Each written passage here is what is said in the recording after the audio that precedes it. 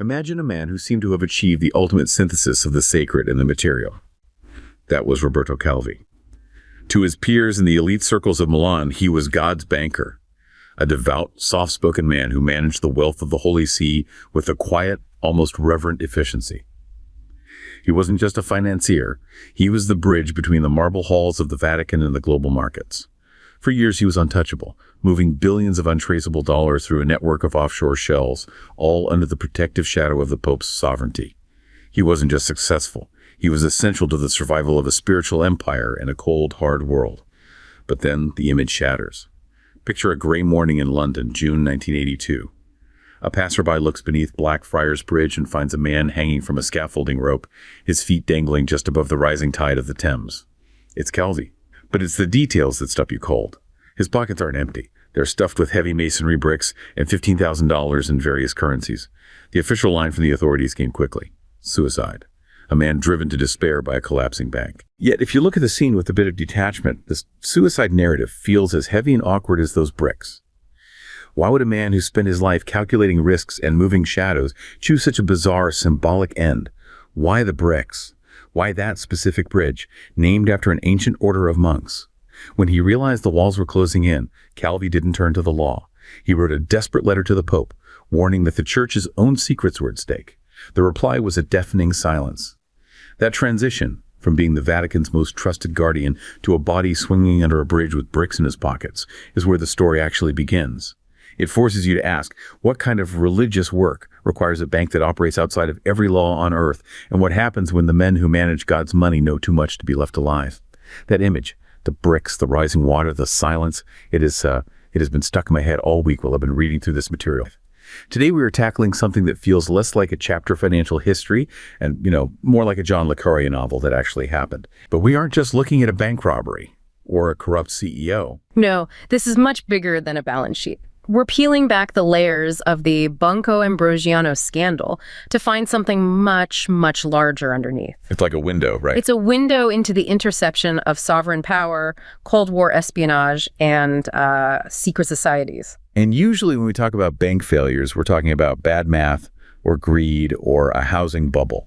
Here, the documents point to something else entirely. This wasn't just a bank failing, it was a system being exposed. To frame this correctly, you have to understand that Roberto Calvi, the man hanging under that bridge, is just the symptom. The cause, the engine of this entire story, is the Institute for the Works of Religion, the IOR. Which most people know as the Vatican Bank. The Vatican Bank. But looking at the structure, the IOR wasn't a standard bank where you'd go to open a checking account or get a mortgage. It was a unique financial entity. So think of it as a sovereign offshore tax haven, but instead of being on a Caribbean island, it's sitting right in the middle of Rome. Which is a wild concept when you stop and think about the geography. Yes. You literally cross the street in Rome, pass a Swiss guard, and suddenly you're in a jurisdiction where the Italian financial police have zero authority. None. You're in a different universe, legally speaking. And what we're going to explore today is how that unique structure, that sovereign loophole was built, and then how it was exploited. We're going to see a convergence of three very different worlds. The Mafia, the CIA, and this group, the P2 Masonic Lodge. They all found a use for this loophole. So, we need to build this from the ground up. We can't understand the body on the bridge in 1982 without understanding the treaty in 1929 that built the bridge, so to speak. We have to go back to the Big Bang of modern Vatican finance. And honestly, it changes how you view the entire 20th century. I was reading a thread recently about the legal ghost of 1929, and it forced me to look at the Lateran Treaty in a completely different light. Try to imagine being a young clerk inside the IOR, the Vatican Bank, during the height of the Cold War. To the world, you are working for a divine institution. But on your desk, you see transfers that just don't make sense. Millions of dollars flowing through shell companies in Panama and Luxembourg, destined for anti-communist militias and right-wing regimes in South America. No one can question it. No one. Because of that 1929 treaty, the bank was a sovereign island in the heart of Rome. No Italian police could enter. No regulator could audit the books. Wow. I heard that this sovereign gatekeeping was the ultimate loophole. It allowed the elite to fund a version of history that suited them, suppressing any narrative or movement that threatened the centralized power of the West. So the money wasn't just for profit. It was for silence. It was the grease in a machine designed to keep the true history of the era buried under layers of untraceable capital. Yeah. Reading about this, I feel a strange mix of fascination and discomfort. From a journalistic perspective, the idea of a sovereign loophole used for political engineering is a heavy concept.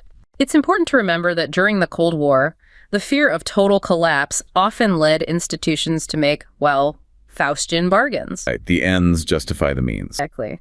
And while we can understand the geopolitical desperation of that era, we have to ask ourselves what was lost when money became a tool to edit reality itself. It makes you wonder how much of our official history was simply bought and paid for.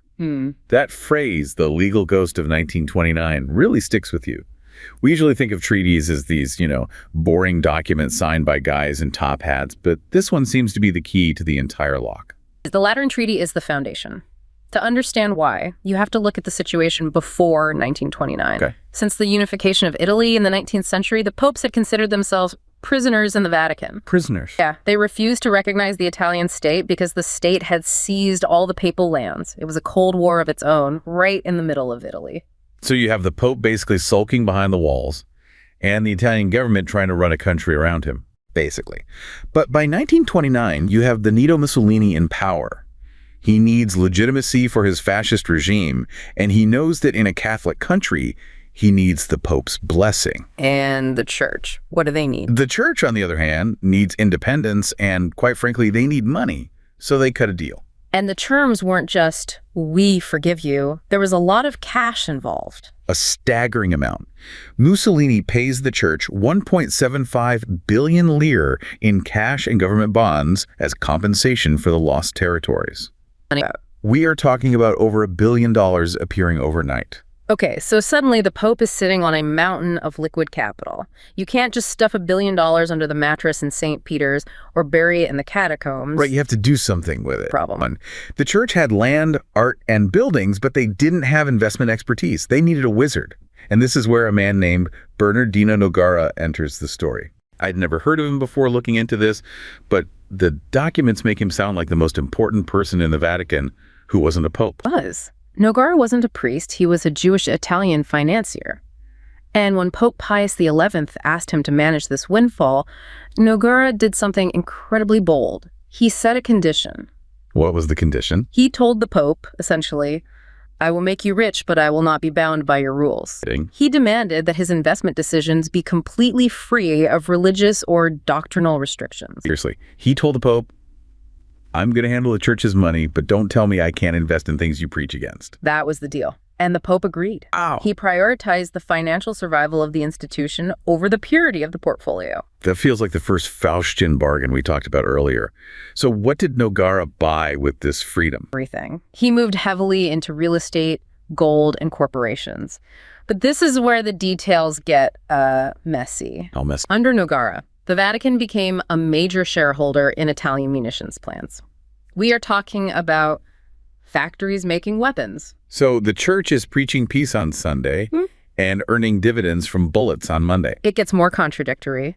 One of the major investments was a company called Istituto Farmacologico Serono.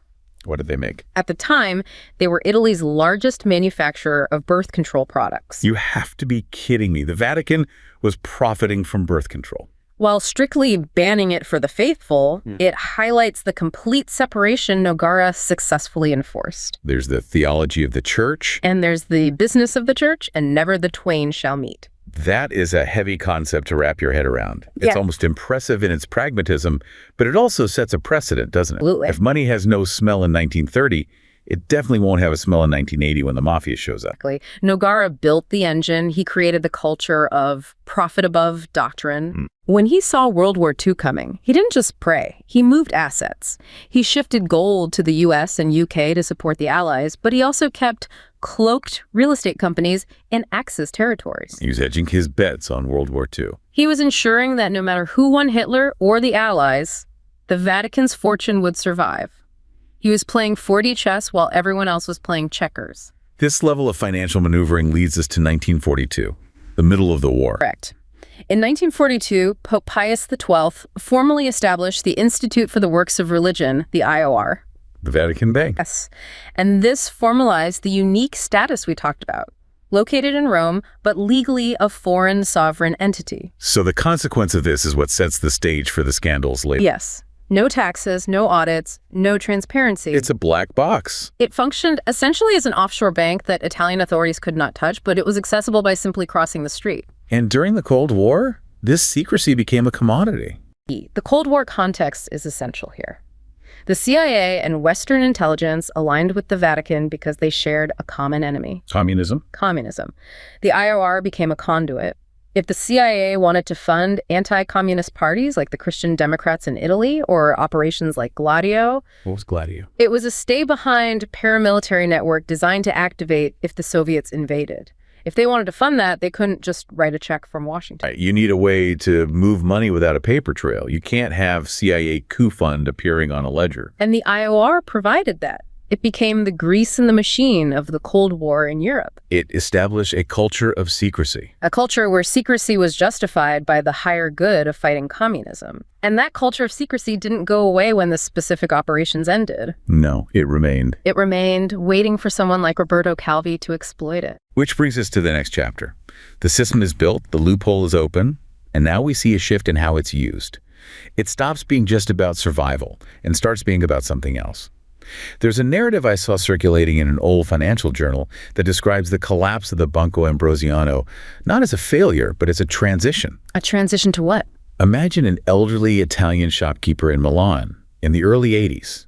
He had spent his life saving old world wealth, tangible, decentralized, local. He trusted Calvi because Calvi was the Vatican's man. But when the bank imploded, that shopkeeper's wealth didn't just vanish. It was absorbed into a new parallel system. I've heard researchers argue that this was a deliberate parasitic move. The Vatican Bank and its partners were the architects of a shift, moving society away from decentralized assets and toward a centralized, debt-based scarcity model. Wow. The scandal wasn't just about stolen money. It was about training the public to accept a world where wealth is a digital shadow controlled by a few elite institutions. So the old world's wealth is gone. Replaced by a system where everyone owed someone else and the gatekeepers at the top held the only keys. That's a sobering way to look at it. Looking at this through a modern lens, it is. It's easy to frame this as a purely evil conspiracy. But if we look at it neutrally, it represents a massive evolutionary shift in how global economics work. As a commentator, I see the pain of the individuals who lost everything as the human cost of financial modernization. It's a reminder that whenever there is a massive shift in how money is managed, those at the bottom usually pay for the scarcity that those at the top manage. That perspective on the parasitic shift is fascinating because it contextualizes the Banco Ambrosiano not just as a bank, but as a mechanism for wealth transfer. So let's introduce the man at the controls of this mechanism, Roberto Calvi. God's banker. He was the chairman of Banco Ambrosiano, which was a private Catholic bank. It's important to distinguish that. Right. Ambrosiano was not the Vatican Bank. No, but it was the Vatican Bank's primary partner in the secular world. Calvi himself was a study in contrasts. He was cold, efficient, and absolutely obsessed with secrecy. He wasn't a flamboyant playboy. No, he was a technician. And he didn't work alone. He had a partner inside the Vatican who is basically his opposite in every way. Archbishop Paul Marcinkas. They called him the gorilla. The gorilla, yes. That's not exactly a holy nickname. It fit him physically and metaphorically. He was an American from Cicero, Illinois, Al Capone's old stomping grounds. Hey. Yeah. He was a towering presence, 6'3", cigar smoking, golf playing. He started as the Pope's bodyguard before he was put in charge of the IOR. Talk about an odd couple. Calvi, this quiet, calculating Milanese banker who probably never raised his voice. And Marcinkas, this imposing American archbishop who looked like he could tackle a linebacker. But they formed a symbiotic relationship, right? A deeply symbiotic one. Calvi needed the Vatican's sovereign status to hide his dealings. Marcinkas needed Calvi's financial wizardry to grow the church's wealth. So the IOR had the immunity. And Ambrosiano had the market access. So how did the scheme actually work? Because we hear about shell companies all the time, but what was the specific mechanism here? How do you steal $1 billion using a priest? Calvi expanded Banco Ambrosiano by lending massive sums of money to offshore shell companies. Where? Panama, Luxembourg, the Bahamas. Companies with these ethereal names like Bellatrix and United Trading. And these companies were, what? Did they make anything? They were ghosts. They existed only on paper. no employees, no factories, no products. But here is the trick. The IOR, the Vatican Bank, owned or controlled these shells on paper. So Ambrosiano lends money to companies owned by the Vatican Bank. Exactly. But Calvi needs to borrow that money from other international banks first. To make this look legitimate to banks in London or New York, they use something called letters of patronage. What are those? This is the smoking gun.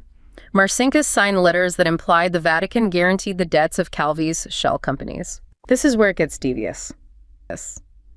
You want to buy a Ferrari, but you don't have the credit. You ask your rich uncle to co-sign the loan, but your uncle is clever. He writes a letter to the car dealer that says, I know this guy, and I am aware of his debts, and I'm keeping an eye on things. Big. To the car dealer, that looks like a guarantee. It looks like the rich uncle will pay if you don't. But legally, the wording is slippery. It implies support without creating a binding legal contract to pay the debt. That is incredibly slick. So Calvi takes these letters from the Pope's bank, shows them to banks in London and New York, and says, look, the Vatican is backing these companies. This is the Holy See. They aren't going to default. And the foreign banks open the vaults. They lent hundreds of millions of dollars to Calvi's shell companies because they thought they were lending to the Catholic Church. It's a confidence game backed by the reputation of the Catholic Church. And the question is, where did the money go? It didn't just sit in these shell accounts. We have a few specific destinations from the files. Yes. First, there was the geopolitical angle. Money was funneled to Solidarity, the Polish trade union. Right. Pope John Paul II was Polish. Exactly. And destroying Soviet control in Poland was a primary goal of his. The IOR was a major engine for funding that resistance. So fighting communism again, you could argue that's a noble cause, depending on your politics. Good, but then it gets darker. Money was also used to purchase Exocet missiles for Argentina during the Falklands War. What? Yes. Using money stolen from British banks via Ambrosiano to buy missiles to shoot at the British Navy. The irony is horrific, but yes, it shows the amoral nature of this financial machine. It was about power and profit. And then there's the third bucket, the Mafia. You can't talk about Italian finance in the 70s and 80s without the Mafia showing up. The IOR and Ambrosiano were used as a laundry service for Mafia heroin proceeds. This connects us to Michele Sindona, known as the Shark, another financier who worked with Calvi and the Vatican. So the system was just washing dirty money. Washing it, mixing it with legitimate funds, and using the sovereign protection of the Vatican to hide it all. It's overwhelming when you see the scale of it. You have the Pope's bank, the Mafia, Cold War espionage, and Latin American missiles all tangled in the same ledger. It's not just a bank, it's a clearinghouse for everything you aren't supposed to do. And that tangle is what eventually strangled Calvi, because you can only juggle that much volatility for so long before you drop a ball. And in this game, if you drop the ball, you don't just lose your job. No. Which leads us to the shadow government. Because Calvi wasn't just working for the Vatican or the Mafia, he was part of something even stranger. I've been diving deep into the archives for our next video, and I came across a story that feels more like a fever dream than history. Imagine a misty morning in London, June 1982. A postman is walking across Blackfriars Bridge when he spots something swaying beneath the arches. It was Roberto Calvi, God's banker, hanging by a rope. But here's the detail that chills me. His pockets were stuffed with bricks, and he was carrying nearly $15,000 in various currencies. People in the underground circles of Rome whispered that this wasn't just a suicide or a simple murder, it was a ritual. A ritual. I heard that the choice of the bridge was no accident. The Black Friars was a name associated with the P2 Masonic Lodge, a shadow organization Calvi belonged to. Wow. To the P2, he wasn't just a banker, he was a bridge himself. A link between the Vatican's holy coffers and the cold, hard needs of a clandestine hard reset of the financial world. And when the bridge broke. He had to be removed to protect the architects of the new order. As a creator who looks at these power structures, I find the occult symbolism here almost too theatrical to be real. Yet it points to a very grounded truth. While it's easy to get lost in the secret society rabbit hole, my take is that these rituals often serve as a psychological branding for those in power, a way to show that they operate by a different set of rules than you or I. It's a dark chapter that reminds us how far shadow governments might go to maintain the status quo when billions are at stake. Yeah. The P2, propaganda do. This is the piece of the puzzle that turns this from a financial scandal into a full-blown political thriller. So what exactly was P2? Because when we hear Masonic Lodge, we usually think of a social club, Maybe some guys wearing funny hats doing charity work. Like the Shriners driving little cars in a parade. This was definitely not that. P2 was described by Italian parliamentary commissions as a state within a state. A state within a state. It was an ultra-secret lodge headed by a man named Licio Gelli. Licio Gelli, Yeah. the puppet master. Gelli was a fascinating and terrifying figure. He was a former fascist with deep intelligence ties. He wasn't a politician, but he controlled them. How? When police raided his villa in 1981, they found a membership list that shocked Italy to its core. 962 names. And these weren't just random people. Oh, we are talking about the heads of all 3 Italian intelligence services. 195 military officers, 44 members of parliament, top industrialists, bankers, journalists, and Silvio Berlusconi, who would later become prime minister. That is essentially the entire power structure of Italy on one list. It's like finding out the entire government is actually working for a private club. Exactly. And their goal was outlined in a document called The Plan for Democratic Rebirth. Nice. It sounds nice, but it was an authoritarian plot to control Italy's media, unions, and government to prevent the Communist Party from ever taking power. It was a soft coup, orchestrated from the shadows. And Calvi was a member? He paid Gelli heavily for protection and political access. Gelli was the one pulling the strings of the financial fraud, using Calvi to finance these political operations. So Calvi is squeezed between the Vatican's demands for returns, the Mafia's money laundering needs, and Gelli's political machinations. It's a pressure cooker. And in 1982, it exploded. Italian regulators finally noticed the hole in Banco Ambrosiano's books. A $1.3 billion hole. The house of cards collapses. Calvi knows he's done. He knows too much. He flees Italy on a false passport. He shaves his mustache. Which is such a desperate, almost cinematic detail for a man who cared so much about his appearance. Right. He ends up in London. And he writes that letter to the Pope. Yes. The catastrophe is of immeasurable proportions. The church will be most severely damaged. He is begging for help. He's threatening to reveal the secrets. He's saying, if I go down, I'm taking the temple with me. And help doesn't come. Instead, he is found under Blackfriars Bridge. Let's talk about the scene again, because the details are just, they defy the suicide explanation completely. The official ruling was suicide initially, but forensic analysis later made that impossible. Calvi was 62 years old. He suffered from extreme vertigo. The idea that he climbed over a parapet and down rickety scaffolding in the pitch dark without getting rust or paint on his hands or his expensive Italian shoes, it's physically impossible. And the bricks. Why the bricks? The bricks in his pockets. And the location? Blackfriars. It's a reference to the black robes of Dominicans, but Blackfriars was also a nickname used within P2 for their members. A very clear one. The brick's masonry, its heavy-handed Masonic symbolism. And the tide? He was hanged just above the level of the rising tide. In Masonic lore, there are penalties for traitors that involve the tide. The imagery of the water rising to consume the traitor is very specific. So it was a ritualistic execution. It was a message to anyone else in the circle. This is what happens when you talk. Fine. It's theater, but with a corpse. And he wasn't the only one, right? No. The day before Calvi died, his secretary, Graziella Coricher, fell from a window at the bank's headquarters in Milan. She left a note cursing Calvi, but the timing is incredibly suspicious.